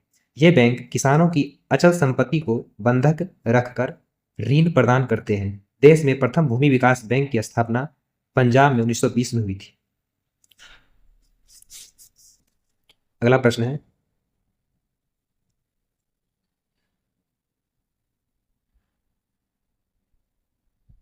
निम्नलिखित में से सबसे बड़ा एकल साधन कौन सा है जिससे भारत में राजस्व कर से सरकार को आय होती है? ये हो जाएगा निगमित कर। इसकी व्याख्या देख लेते हैं। भारत के राजस्व में करों से होने वाली आय में सर्वाधिक हिस्सा वर्तमान में वस्तु एवं सेवा कर यानी जीएसटी का है। तथा निगम कर का स्थान दूसरा है। प्रश्नकाल के समय सबसे अधिक हिस्सा निगम कर का था। अगला प्रश्न है, निम्नलिखित में से कौन सा केंद्रीय सरकार का कर नहीं है? तो ये हो जाएगा भूमि राजस्व, ये राज्य सरकार का कर है। बाकी आयकर, सीमा शुल्क और उत्पाद शुल्क ये केंद्रीय सरकार का कर है। इसमें देख लेते हैं इसकी व्याख्या। केंद्रीय सरकार के कर निम्न है। आयकर हो गया, सीमा शुल्क हो गया, उत्पाद शुल्क, निर्यात शुल्क, निगम कर, आयकर पर अधिभार, राज्य की आय के मुख्य स्रोत, कृषि पर कर, तंबाकू, शराब, अफीम आदि मादक पदार्थों के उत्पादन पर कर, कृषि भूमि पर संपदा कर, बिक्री कर, भू राजस्व कर, बिजली के उपयोग पर कर, आमोद प्रमोद साधनों पर कर, मोटर गाड़ियों और अन्य वाहनों पर कर आदि है। प्रत्येक राज्य इन करों को लगाने और प्रयोग करने का अधिकार रखता है। अगला प्रश्न है, प्रकाश विकिरणों की प्रकृति होती है, ये तरंग एवं कण दोनों के समान होती है। इसकी व्याख्या देख लेते हैं। प्रकाश, अगला प्रश्न है, इसकी व्याख्या देख लेते हैं। प्रकाश एक प्रकार की ऊर्जा है जो विद्युत चुंबकीय तरंगों के रूप में संचरित होती है। तरंगों की भांति इनका परावर्तन, अपवर्तन, विवर्तन, व्यतिकरण तथा ध्रुवण होता है और ये सीधी रेखा में चलते हैं। दूसरी ओर ये ऊर्जा के छोटे छोटे बंडलों के रूप में चलते हैं और क्रॉम्पटन प्रभाव तथा प्रकाश विद्युत प्रभाव की व्याख्या करते हैं, जो प्रकाश की कण प्रकृति को प्रकट करते हैं। इस प्रकार प्रकाश तरंग तथा कण दोनों की विशेषताओं को प्रकट करता है। अगला प्रश्न है, सर सीवी रमन को भौतिकी का नोबेल पुरस्कार प्राप्त हुआ था, तो ये 1930 में प्राप्त हुआ था। इसकी व्याख्या देख लेते हैं। सीवी रमन को रमन प्रभाव पर भौतिकी का नोबेल पुरस्कार 1930 में प्राप्त हुआ था। स्वीडन के महान वैज्ञानिक डायनामाइट के आविष्कारक अल्फ्रेड नोबेल की स्मृति में उनके द्वारा 10 लाख पाउंड की धनराशि के ब्याज से प्रतिवर्ष 6 क्षेत्रों में अति महत्वपूर्ण योगदान करने वालों को यह पुरस्कार दिया जाता है। यह क्षेत्र निम्न है: रसायन, भौतिकी, चिकित्सा, विज्ञान, शांति, साहित्य और अर्थशास्त्र के क्षेत्र में दिया जाता है।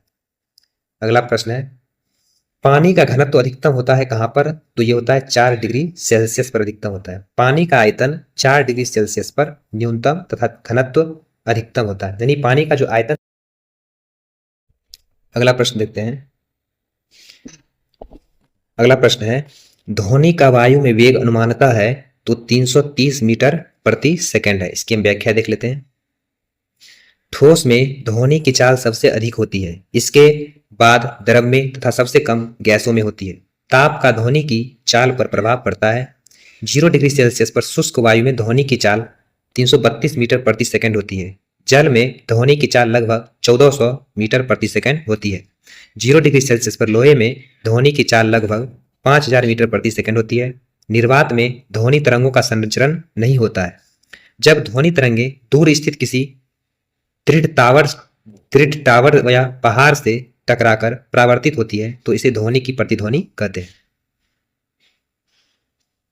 अगला प्रश्न है, शुष्क बर्फ है, तो ये ठोस कार्बन डाइऑक्साइड है। शुष्क बर्फ क्या है? ये ठोस कार्बन डाइऑक्साइड है। इसकी व्याख्या देख लेते हैं।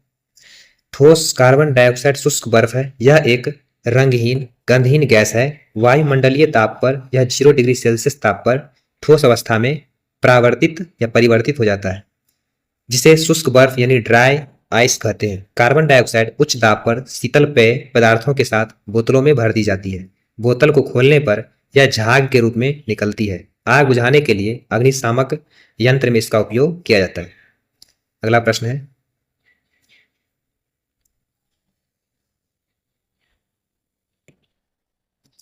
स्टील की कठोरता प्रदान करने के लिए बढ़ाई जाती है, तो ये कार्बन की मात्रा बढ़ाई जाती है। इसकी व्याख्या देख लेते हैं।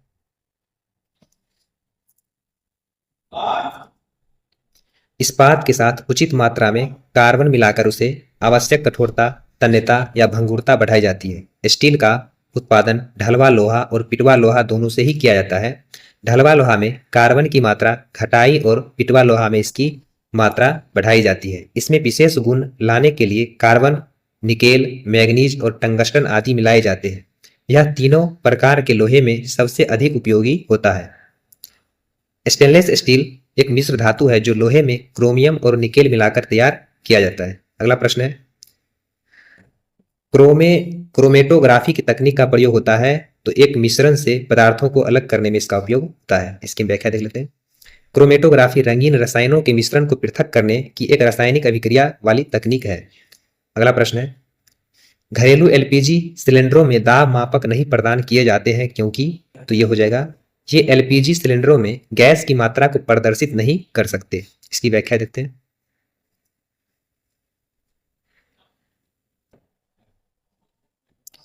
घरेलू एलपीजी सिलेंडरों में दाब मापक नहीं प्रदान किए जाते हैं क्योंकि ये एलपीजी सिलेंडरों में गैस की मात्रा को प्रदर्शित नहीं कर सकते हैं। अगला प्रश्न है, प्लास्टर ऑफ पेरिस का सूत्र क्या होता है? ये CaSO4 इंटू 1/2 H2O होता है। कैल्शियम सल्फेट हेमीहाइड्रेट इसका सूत्र होता है प्लास्टर ऑफ पेरिस का। इसकी हम व्याख्या देख लेते हैं। Calcium sulphate CaSO4 into 2H2 जिसे जिप्सम कहते हैं को 125 डिग्री सेल्सियस तक गर्म करने पर इसका 75% क्रिस्टलीय जल निकल जाता है तथा वह नए पदार्थ प्लास्टर ऑफ पेरिस यानी कैल्शियम हेमीहाइड्रेट में बदल जाता है। इसका उपयोग टूटी हड्डी को सही करने, मूर्ति, खिलौने, सांचा, ढालने आदि के निर्माण में किया जाता है। अगला प्रश्न है, निम्नलिखित में कौन सा अम्ल सिरके में उपस्थित है? तो ये हो जाएगा एसिटिक अम्ल। एसिटिक अम्ल सिरके में उपस्थित होता है। इसकी व्याख्या देख लेते हैं। एसिटिक अम्ल एसिटिलीन और सिरके में उपस्थित होता है। इसका उपयोग विलायक के रूप में एसीटोन बनाने में व खट्टे पदार्थ बनाने में किया जाता है। हाइड्रोक्लोरिक अम्ल का उपयोग प्रयोगशाला में अभिकर्मक के रूप में अम्लराज बनाने में किया जाता है। साइट्रिक अम्ल खट्टे फलों में पाया जाता है। इसका उपयोग धातुओं को साफ करने में, खाद्य व कपड़ा उद्योग में किया जाता है। ऑक्जेलिक अम्ल का स्रोत सारेल का वृक्ष है। इसका उपयोग फोटोग्राफी में, कपड़ों की छपाई में व रंगाई में व चमड़े के विरंजक चूर्ण के रूप में किया जाता है। चमड़े के विरंजक के रूप में किया जाता है। अगला प्रश्न है, सूर्य पर ऊर्जा का निर्माण होता है तो ये नाभिकीय संलयन के द्वारा होता है। इसकी व्याख्या देख लेते हैं। सूर्य में ऊर्जा का निर्माण नाभिकीय संलयन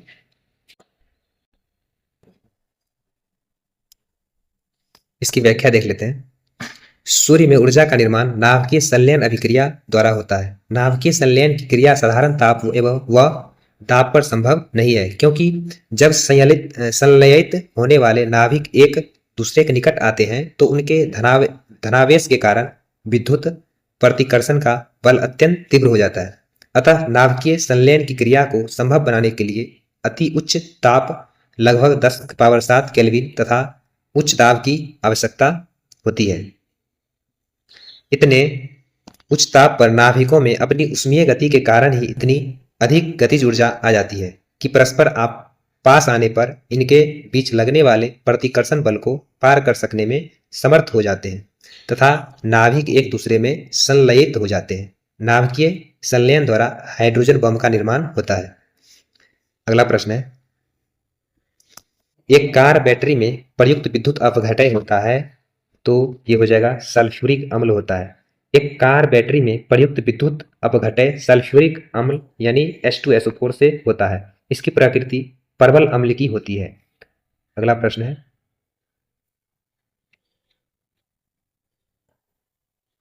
एक पिकोग्राम बराबर होता है 10⁻⁻12 ग्राम के बराबर।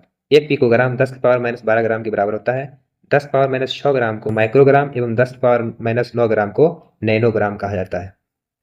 अगला प्रश्न है, निम्नलिखित में से कौन सी गैस ओजोन परत के अपक्षय के लिए उत्तरदायी है?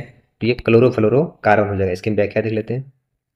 क्लोरोफ्लोरोकार्बन CFC गैस ओजोन परत के क्षय हेतु प्रमुख रूप से उत्तरदायी है। ओजोन परत सूर्य से आने वाली पराबैंगनी किरणों को रोककर उससे होने वाले नुकसान से मनुष्य और अन्य जंतुओं को सुरक्षा प्रदान करती है। अगला प्रश्न है, निम्नलिखित में से किसमें कार्बन नहीं है? तो ये उपरोक्त में से कोई नहीं। हीरा में भी कार्बन की मात्रा होती है, कोयला में भी होती है और ग्रेफाइट में भी होता है। इसकी हम व्याख्या देख लेते हैं।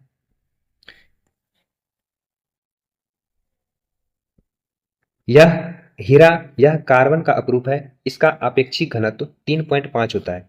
यह उष्मा व विद्युत का कुचालक होता है। ग्रेफाइट यह स्लेटी काले रंग का चिकना चमकदार कार्बन पदार्थ होता है। इसका आपेक्षिक घनत्व 2.5 होता है। कागज पर रगड़ने से काला चिन्ह पड़ जाता है। कोयला यह एक कार्बनिक खनिज है। इसे कार्बन की प्रतिशत मात्रा के आधार पर 4 भागों में बांटा जाता है। पहला है पीट जिसमें कोयला की मात्रा पीट कोयला जिसमें कार्बन की मात्रा कितना होती है 40%। दूसरा है लिग्नाइट जिसमें कार्बन की मात्रा 55% होता है। अगला है बिटुमिनस, बिटुमिनस में कार्बन की मात्रा 65% होती है। जबकि अगला है एंथ्रासाइट जिसमें कार्बन की मात्रा 85% से अधिक होती है। अगर पूछा जाएगा कि सबसे अच्छी किस्म का कोयला कौन सा है तो एंथ्रासाइट हो जाएगा, और उससे पूछा जाएगा सबसे निम्न किस्म का कोयला कौन सा है तो पीट हो जाएगा। अगला प्रश्न है विटामिन सी का रासायनिक नाम क्या होता है तो ये हो जाएगा एस्कॉर्बिक अम्ल हो जाएगा। इसकी हम व्याख्या देख लेते हैं। विटामिन सी एस्कॉर्बिक अम्ल है। यह जल में घुलनशील तथा स्कर्वी रोग विरोधी विटामिन है। इसकी कमी के कारण स्कर्वी रोग हो जाता है। इस रोग में मसूड़े से खून निकलने लगता है, दांत ढीले होकर गिरने लगते हैं, रक्त वाहिकाओं की दीवार कमजोर हो जाती है। थायमिन विटामिन B1 का रासायनिक नाम है। अगला प्रश्न है दूध उदाहरण है एक इमल्सन का। किसका उदाहरण है? इमल्सन का। अगला प्रश्न है भारतीय राजनीति में 1947 के बाद किस महिला ने सर्वाधिक योगदान दिया तो ये तारकेश्वरी सिन्हा हो जाएगा। इसकी व्याख्या देख लेते हैं। भारतीय राजनीति में 1947 के बाद तारकेश्वरी सिन्हा ने सर्वाधिक योगदान दिया। तारकेश्वरी सिन्हा प्रथम आम चुनाव 1952 के साथ साथ वर्ष 1957, 1962, 1967 में बिहार की लोकसभा सदस्य रही। अरुणा आसफ अली का सर्वाधिक योगदान भारत छोड़ो आंदोलन में ही परिलक्षित होता है। हालांकि 1958 में वह दिल्ली की पहली महिला मेयर चुनी गई थी। अगला प्रश्न है बिहार में उत्पादन की दृष्टि से चावल के बाद दूसरी फसल है तो ये गेहूं हो जाएगा। बिहार में उत्पादन की दृष्टि से चावल के बाद दूसरा स्थान गेहूं का है, मक्का का स्थान इसमें तीसरा है।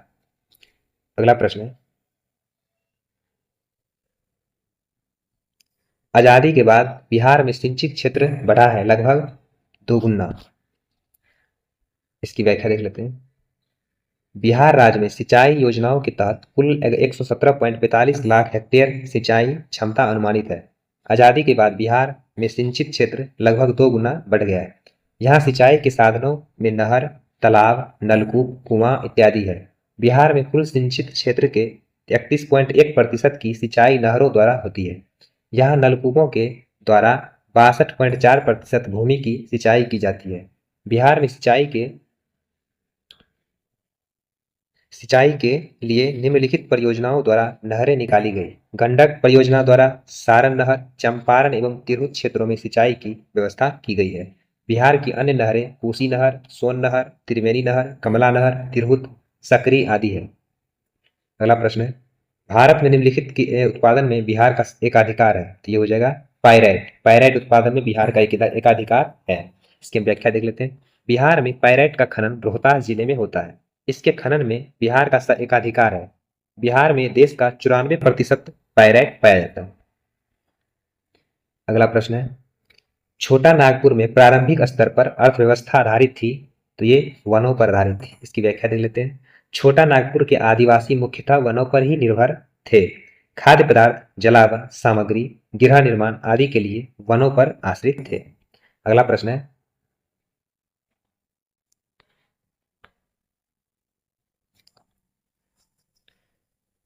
बिहार बंगाल से अलग हुआ था तो ये 1912 में अलग हुआ था।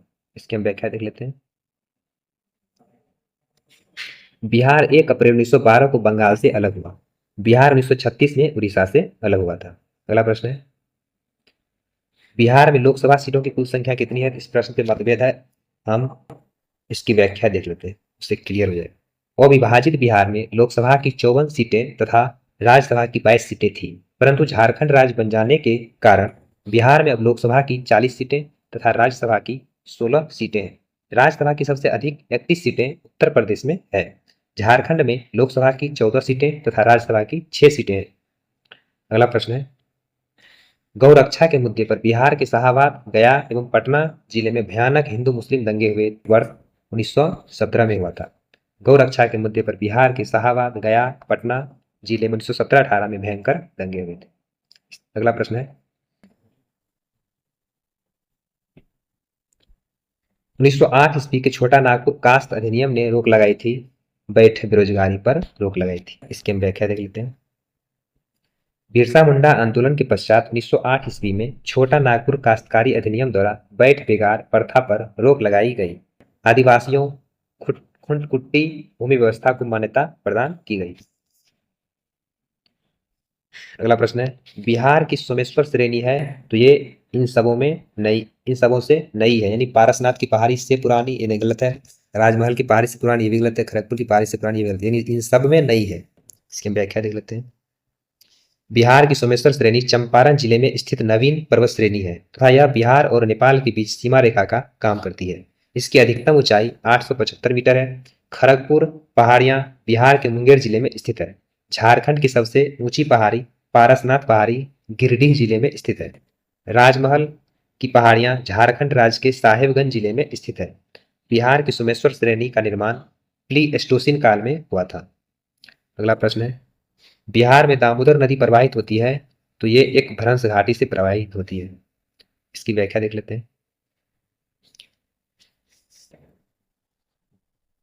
दामोदर नदी का उद्गम छोटा नागपुर पठार से तोरी नामक स्थान पे हुआ है। इसकी प्रमुख सहायक नदियां गढ़ी, कुनार, जमुनिया, बराकर आदि है। बराकर से संगम के पश्चात दामोदर एक विशाल नदी बन जाती है तथा इस नदी को बंगाल का शोक कहा जाता है। बिहार के विभाजन के पश्चात यह नदी अब झारखंड राज्य की सर्व प्रमुख नदी है। तेनुघाट बांध दामोदर नदी पर है जो रांची में स्थित है। यह भ्रंश घाटी छोटा नागपुर पठार के दो भागों में बांटती है। यह एक भ्रंश घाटी से होकर प्रभावित होती है। अगला प्रश्न है बिहार के भौगोलिक क्षेत्र का वनाच्छादित प्रतिशत है लगभग, तो 17% है। इसकी हम व्याख्या देख लेंगे। प्रश्न काल में बिहार का लगभग 17% भौगोलिक क्षेत्र वनाच्छादित था। बिहार का कुल क्षेत्रफल 94,94,163 वर्ग किलोमीटर है। वर्ष 2021 के वन सर्वेक्षण रिपोर्ट के अनुसार 9,722 वर्ग किलोमीटर पर वनावरण एक वृक्षावरण है। यह कुल भौगोलिक क्षेत्रफल का 10.32% है। अगला प्रश्न है बिहार में भारी मशीन निर्माण प्लांट स्थित है तो ये रांची में स्थित है। कहाँ स्थित है? रांची में। बिहार के विभाजित हो जाने से रांची अब झारखंड का जिला तथा उसकी राजधानी है। भारी मशीन निर्माण प्लांट रांची में स्थित है। Mining and allied engineering corporation limited में है। Tata iron and steel company air product limited Jamshedpur में स्थित है। बोकारो स्टील मिल बोकारो में स्थित है। यह स्टील अथॉरिटी ऑफ इंडिया द्वारा संचालित है। बरौनी बिहार में तेल शोधन कारखाना स्थित है। अगला प्रश्न है मुरी जाना जाता है किसके लिए? ये एल्युमिनियम प्लांट हेतु जाना जाता है। मुरी में हिंडाल्को द्वारा एक वृहद एल्युमिनियम प्लांट की स्थापना की गई है जिस कारण से मुरी एल्युमिनियम प्लांट हेतु जाना जाता है। अगला प्रश्न है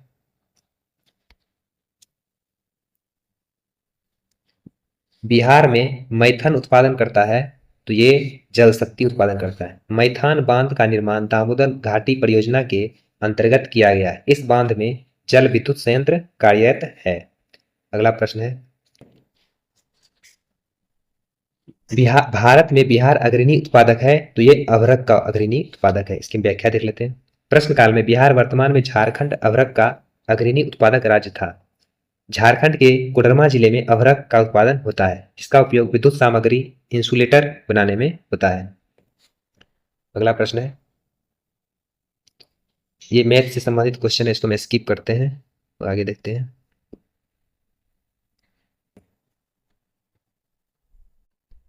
अगला प्रश्न है कोंकण रेल परियोजना जिन राज्यों से गुजरती है वे हैं तो ये महाराष्ट्र, गोवा, कर्नाटक और केरल से गुजरती है। इसकी व्याख्या देख लेते हैं।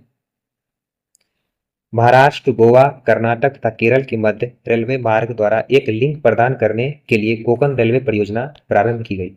इस परियोजना में रोहा से मंगलोर के बीच 736 किलोमीटर की दूरी सम्मिलित है।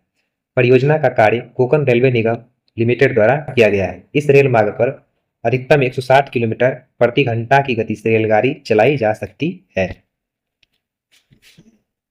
अगला प्रश्न देखते हैं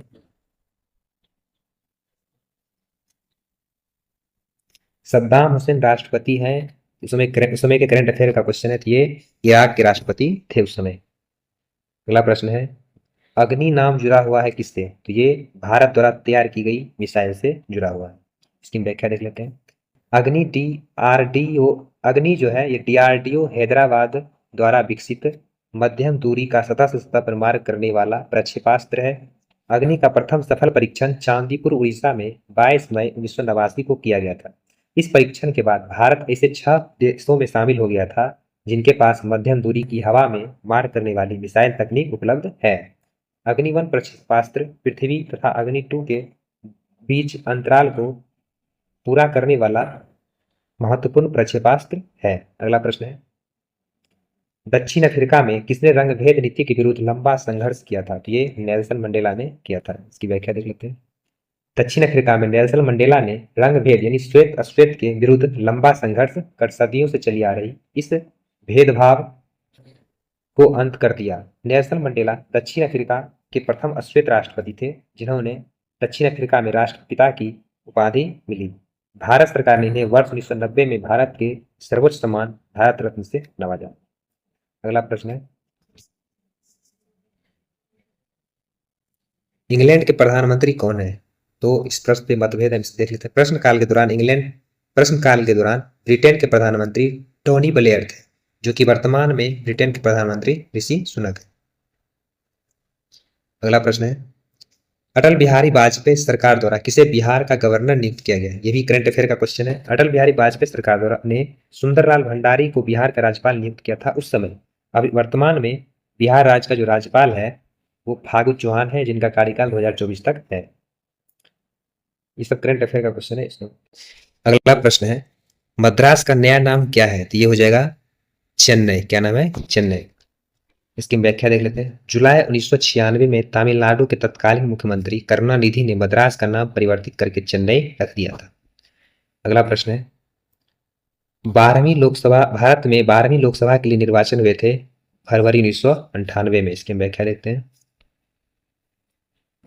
12वीं लोकसभा के लिए निर्वाचन फरवरी 1998 में संपन्न हुए तथा 12वीं लोकसभा का गठन 10 मार्च 1998 को 17वीं लोकसभा का गठन मई 2019 में हुआ था। यानी 12वीं लोकसभा का जो गठन हुआ था 10 मार्च 1998 को हुआ था और 17वीं लोकसभा का गठन मई 2019 में हुआ था। अगला प्रश्न है, राज्यसभा के चेयरमैन कौन है? तो उसमें करंट अफेयर क्वेश्चन है, इसकी व्याख्या डायरेक्ट। संविधान के अनुच्छेद 63 के अनुसार भारत का एक उपराष्ट्रपति होगा जिसका निर्वाचन संसद के दोनों सदनों द्वारा अनुपातिक प्रतिनिधित्व की एकल संक्रमणीय पद्धति द्वारा गुप्त मतदान से होता है। संविधान ने उपराष्ट्रपति को कार्यकारी राष्ट्रपति तथा अमेरिकी उपराष्ट्रपति की भांति उच्च सदन यानी राज्यसभा का पदेन सभापति के रूप में कार्य करने की शक्ति प्रदान की है। अगला प्रश्न है, खमेर रूज कहाँ का तानाशाही दल है? तो ये है कंबोडिया का। कहाँ का है? कंबोडिया का। इसकी हम व्याख्या देख लेते हैं। खमेर रेस रूज कंबोडिया का तानाशाही दल था। इसने 1975-79 के मध्य कंबोडिया का नियंत्रण हथिया लिया। इसके शासनकाल में हुई हत्याओं को 20वीं सदी के सबसे बड़े नरसंहार लगभग 20 लाख में गिना जाता है। अगला प्रश्न है, प्रसिद्ध पर्यावरण विशेषज्ञ सुंदरलाल बहुगुणा किस काम के लिए जाने जाते हैं? तो ये चिपको आंदोलन के लिए जाने जाते हैं। इसकी व्याख्या देख लेते हैं। सुंदरलाल बहुगुणा ने चिपको आंदोलन की शुरुआत वनों की बेतहाशा कटाई को रोकने के लिए किया था। इस आंदोलन के तहत लोग काटे जाने वाले पेड़ों से चिपक जाते थे जिससे पेड़ों को काटने वाले लोग उसे काट ना सके। सुंदरलाल बहुगुणा पर्यावरण संरक्षण हेतु कार्य किए थे। अगला प्रश्न है, 1998 में बेहतरीन फिल्म के लिए ऑस्कर अवार्ड किसको मिला था? ये टाइटैनिक को मिला था। इसकी हम व्याख्या देख लेते हैं।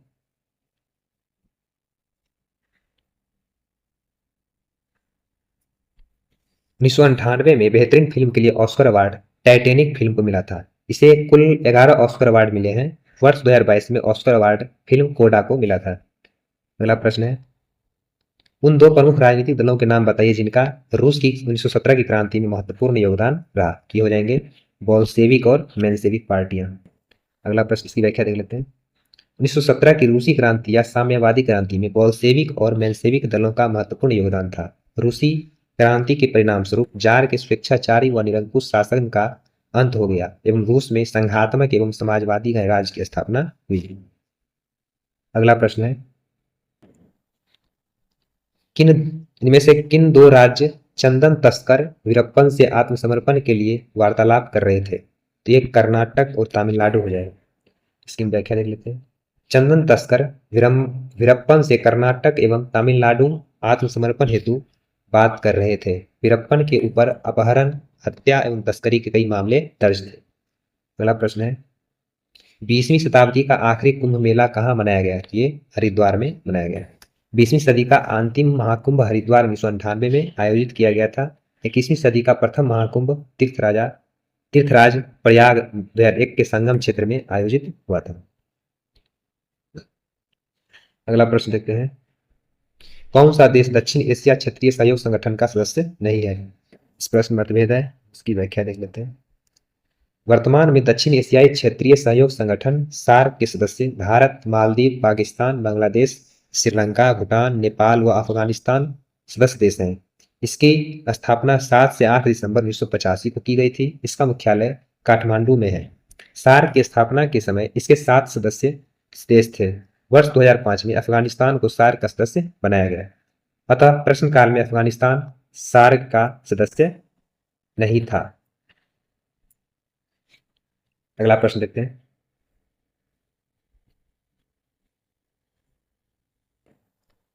पार्लियामेंट में 1997 में प्रसार भारती बिल प्रस्तुत किया गया था, तो जयपाल रेड्डी ने प्रस्तुत किया था। प्रधानमंत्री इंद्र कुमार गुजराल के कार्यकाल में संसद में प्रसार भारती बिल तत्कालीन सूचना व एवं प्रसारण मंत्री जयपाल रेड्डी ने प्रस्तुत किया था। अगला प्रश्न है, कावेरी नदी कौन कौन से राज्य से होकर गुजरती है? तो ये हो जाएगा कर्नाटक, केरल और तमिलनाडु से होकर के गुजरती है। इसकी व्याख्या देख लेते हैं। दक्षिण की गंगा उपनाम से प्रसिद्ध कावेरी नदी कर्नाटक, केरल एवं तमिलनाडु संघ शासित क्षेत्र पुडुचेरी राज्य से होकर गुजरती है। कर्नाटक एवं तमिलनाडु के मध्य कावेरी नदी के पानी के बंटवारे को लेकर विवाद है। अगला प्रश्न है, सलमान रश्दी के विरुद्ध किसने मृत्यु का फतवा जारी किया था? तो ये अयातुल्लाह खुमैनी ने जारी किया था। इसकी व्याख्या देख लेते हैं। सलमान रश्दी के विरुद्ध मौत का फतवा इनके द्वारा लिखी गई पुस्तक सैटेनिक वर्सेज के लिए जारी किया गया था। इस पुस्तक में इन्होंने इस्लामिक परंपराओं की तीखी आलोचना की है। रुश्दी के खिलाफ मौत का फतवा ईरान के तत्कालीन धार्मिक नेता अयातुल्लाह खुमैनी ने जारी किया था। इजराइल देश का निर्माण किया गया था ज्यूजों के लिए, यानी यहूदियों के लिए। इसी को बोलते हैं ज्यूजो। ज्यूजों यहूदियों के लिए 1498 ईस्वी में इजराइल नामक देश का निर्माण किया गया, क्योंकि यहूदियों का ना तो कोई अपना भाग था और ना ही देश। 1948 ईस्वी से पूर्व यह क्षेत्र मैंडेट प्रणाली के तहत था, जिसकी देखरेख ब्रिटेन करता था। संयुक्त राष्ट्र संघ द्वारा फिलिस्तीन राज्य का विभाजन करके एक भाग यहूदियों को दे दिया, जिसे उन्होंने इजराइल का नाम से स्वतंत्र राष्ट्र घोषित कर लिया। पहला प्रश्न है, हुडको का अर्थ क्या होता है? तो इसका अर्थ होता है housing and urban development corporation. इसकी व्याख्या देख लेते हैं। हुडको HUDCO का अर्थ होता है आवास और शहरी विकास निगम लिमिटेड। इसकी स्थापना भारत सरकार ने वर्ष 1970 में की थी। हुडको का आदर्श वाक्य सामाजिक न्याय के साथ लाभ प्रदाता है। अगला प्रश्न है, 1998 में किस देश ने शारजाह कप को प्राप्त किया? तो ये भारत। अगला प्रश्न है,